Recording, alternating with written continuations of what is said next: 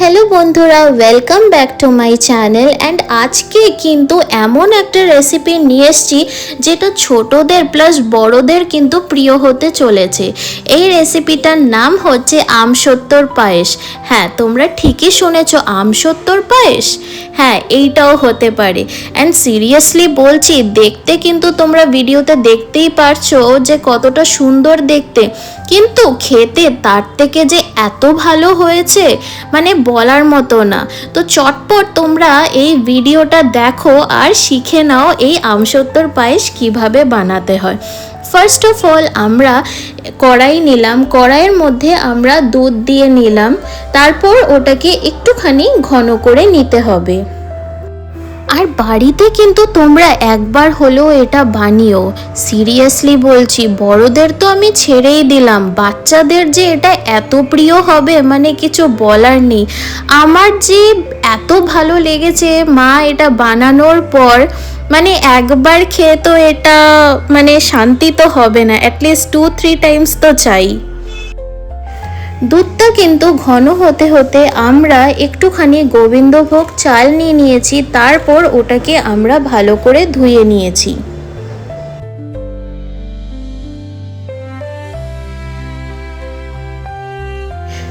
তারপর আমরা একটা আমসত্ত্ব নিয়ে নিয়েছি। আমসত্ত্বটা একটুখানি বড় আর মোটা সাইজের নেবে, তাহলে কিন্তু একটাতেই হয়ে যাবে।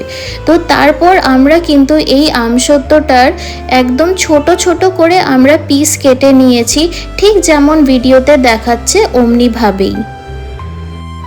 আর হ্যাঁ, তোমাদের যদি এমন টাইপের ইউনিক আর সুপার টেস্টি রেসিপি তোমরা পেতে চাও, ওর জন্য কিন্তু তোমাদেরকে এই চ্যানেলটা সাবস্ক্রাইব করে নিতে হবে আর বেল আইকনটা প্রেস করে রাখতে হবে, তাহলেই তো এমন সুন্দর সুন্দর রেসিপির নোটিফিকেশন তোমাদের কাছে পৌঁছে যাবে।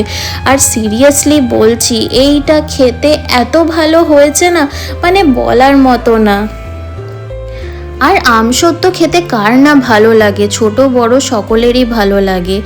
আর তার মধ্যে যদি ওটার আবার পায়েস হয় তাহলে আর কি চাই বলো। নর্মাল পায়েস না বানিয়ে মাঝে মাঝে এমন ইউনিক পায়েস বানানোই যায়। দুধটা কিন্তু ঘন হয়ে গেছে, এবার যে আমরা গোবিন্দভোগ চাল ধুয়ে রেখেছিলাম ওটা কিন্তু এর মধ্যে দিয়ে দিয়েছি। তারপর কিন্তু এর মধ্যে আমরা ড্রাই ফ্রুটসও দিয়েছি। ড্রাই ফ্রুটসের মধ্যে আমরা কিন্তু খালি কাজু ইউজ করেছি। তারপর এটাকে ভালো করে আমরা একটুখানি মিক্স করে নিলাম।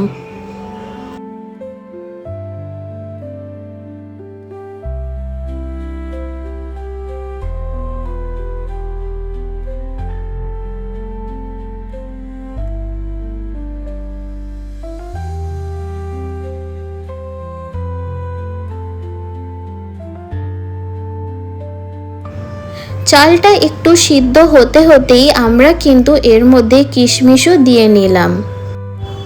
তারপর আমরা যে আগে কাজু কিশমিশ আর যে চালের যে মিক্সচারটা আমরা দুধে ঘন করছিলাম ওটা কিন্তু একটুখানি অ্যামাউন্টের আমরা আগেই তুলে রেখেছি। তারপর এটার কিন্তু একটা ফাইন পেস্ট আমরা তৈরি করে নিয়েছিলাম মিক্সচার গ্রাইন্ডারে।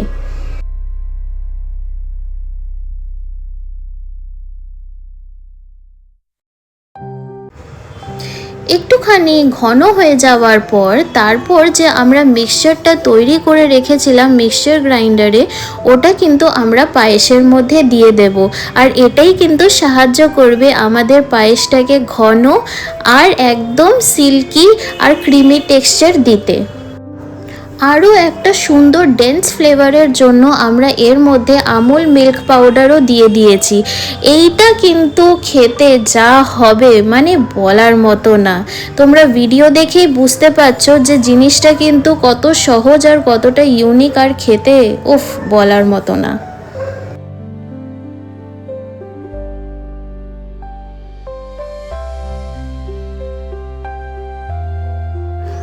চালটা যখন আমাদের পুরো সিদ্ধ হয়ে যাবে তারপর কিন্তু আমরা এর মধ্যে চিনি দিয়ে নেব।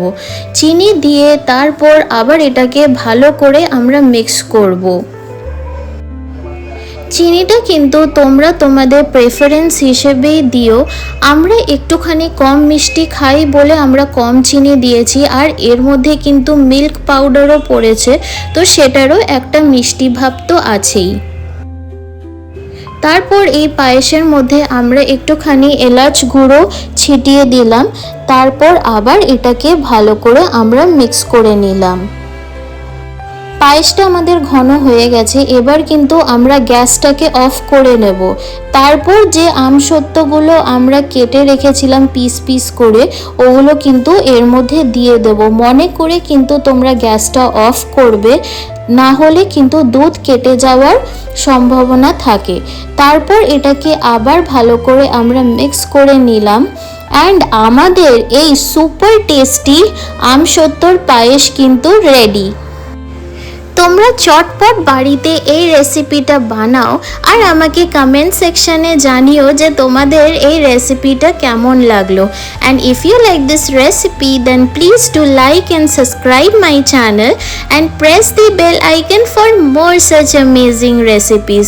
হ্যাঁ, dessert as well as savoury recipes কিন্তু আসতেই চলেছে, তো তোমরা কিন্তু চ্যানেলটাকে সাবস্ক্রাইব করে নিও অ্যান্ড বেল আইকনটা প্রেস করে রেখো। And thank you for watching this video. আবার দেখা হবে তোমাদের সাথে এমন সুন্দর রেসিপিস নিয়ে। Till then সকলে ভালো থেকো and bye bye.